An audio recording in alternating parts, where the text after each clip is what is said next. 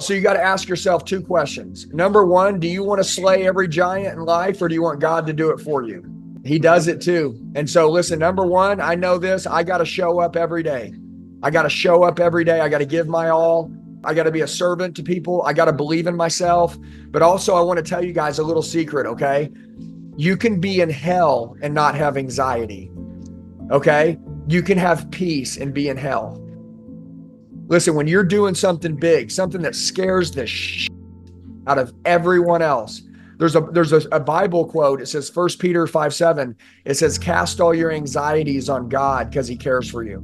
And I want you to think about this. When you guys take the trash out, do you go out and open the bin and make sure the trash man took it, or do you trust that he took it? So the question is, when you tell God, like, hey, God, I need you to take this thing from me, I'm telling you, man, he'll take it. Don't question him. There's a thing called the prayer of faith. And that just means believing that it's handled, and it's handled. And dude, listen to me. Call it manifestation. Call it the law of attraction and belief. It is biblical. If you believe it, it will happen.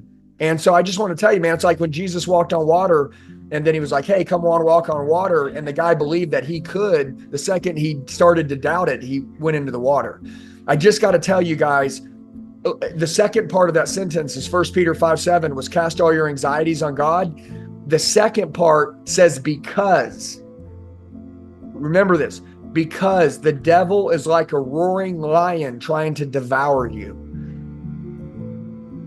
Dude, that just means like, dude, listen, man, the devil wants you guys to be a traitor to yourself and doubt yourself. He wants you to forget about him. He wants you to get so caught up on the problems you can't see that he's a solution. Guys, everybody understand this. All of you are going to make mistakes. None of you are perfect, and Jesus came for the lost. So guess what? I'm a perfect candidate for a God. I screw up every day, but he gives me lots of grace. And by the way, listen, the same grace that he gives you, you got to give other people, but you got to believe that his grace is real and he'll give it to every one of you. And that's how I walk in peace. Guys, if you're going to go do something big, it's going to be chaotic. It's going to be crazy. You're going to have to walk into hell. You're going to have to do stuff you don't want to do. You're going to make mistakes. You got to just repent, know that he's by your side. He's going to slay your dragons. And I promise you, man, if you got good intentions and he knows you're after doing something big that's going to help the sheep, he'll let you be the shepherd. Just remember, when you go for a bigger life, it's hard being a loser. It's hard being a winner. When you go for a bigger life, you're praying for God to apply more pressure and bring the heat on so that you can elevate.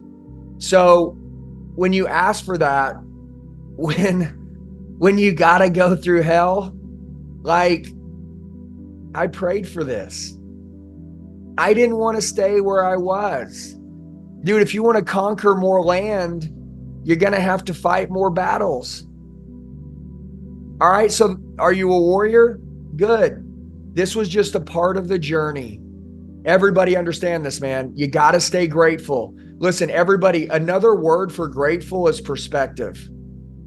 Okay. Everything that happens to you, you can say, man, I can't believe that happened. Or you can say, God, there's got to be some good in this. Where is it? Dude, every time I get and I'm sorry to cuss, I always see the good in it. How did me getting screwed show me something I wasn't seeing? One of the first things that happened when I started to get on social media is that I went and told my story about the mistakes that I made. And the reason why is because, number one, I want people to know they can come back from anything. I don't want to be one of these guys that people look up to and be like, God, I just can't be like that. What do you mean? I fucked it all up. The bigger the test, the bigger the testimony. The more you screwed up, the better your story. Listen, dude, if you would have met me back then, I didn't like me either. So like, I agree with you, but come meet me now. Dude, anybody that doesn't want to see someone change is a loser. Mm-hmm. And so I want to tell all of you right now, the beautiful news is that I don't care about who you are from this day forward. If you got to change and become better people, be unapologetic, stand on your values and what you stand for. And dude, give a shit about people. And dude, like, live the greatest example for human excellence you possibly can. A lot of you run in a state of like, you're running towards the life you want. Like, man, I just want to go get this thing. And then some of you are running from the life that you hate. Like, I hate that. I don't want to have anything to do with that anymore. And I'm going to be honest with you. I've been able to crush Goliaths as an underdog, crush Goliaths, running from a life I hated while they're running towards a life they want. Every time you're going through some shit, just realize that's a test day, and God's giving you an opportunity to see if you really want what you said you wanted. You're the gatekeeper to your mind. Okay, nobody can let thoughts go into your mind except you. If you have anything negative in your mind, it's because you've allowed it in there. I want you to remember that. It's like having a neighborhood. You're at the gate. Either you let them in or let them out. Every time a thought surfaces, is this good for me? Will this make me greater? If I think like this, will this take me closer to my goals or take me away from it? And I want to tell you this because the only thing that is your responsibility in life is to be in control of your own thoughts. The greatest responsibility of every single one of you on this call is to be in control of your own thoughts. No one else. If you'll understand this power and what kind of power this has over you, if no one else in the world believes in you, who cares? If everyone else around you is negative, who cares? By the way, do you think 1%ers operate around other 99%ers? Yeah, because that's the world.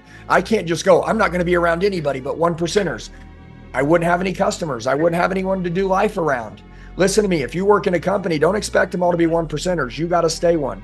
So just remember, if somebody says something negative out of their mouth, it's because their head's a trash can. And by the way, they may say, well, the only reason why you said that is because you let some trash come into your head. That's why it's coming out your mouth. Okay. So I just want to tell you, you're the gatekeeper.